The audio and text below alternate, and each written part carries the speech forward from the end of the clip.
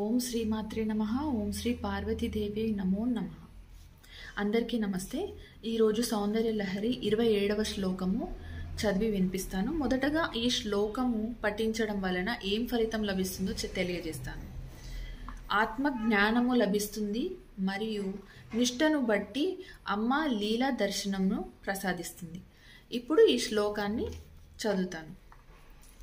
జపోజల్పశిల్పం సకలమపి ముద్రా విరచనా గతిః ప్రాదక్షిణ్యా క్రమణమశనాధ్యాహుతివిధిః ప్రణామః సంవేశః సుఖమఖిలమాత్మార్పణదృశా సపర్యాపర్యాయస్తవ భవతు మన్మే విలసితం.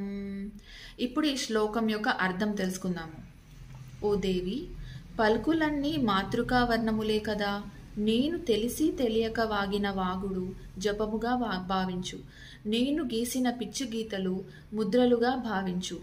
నేను తిరిగేదంతా సాష్టాంగ నమస్కారముగా భావించు. తల్లి, పసివాని చేష్టలు కన్నతల్లికి అలానే తోచటం సహజం కదా.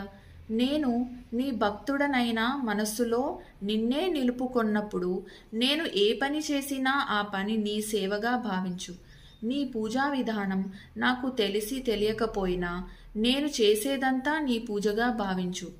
కష్టాల్లో పడిపోయి ఆయా సంసారంలో పడి తేరుకోలేక లేని సుఖం కోసం నేను చేసే ఏ కర్మలైతే ఉన్నాయో ఆ కర్మలన్నీ నీ శరణు కోరి చేసిన నీ పిల్లవాని చేష్టలుగానే భావించి నా అజ్ఞానాన్ని మన్నించు తల్లి.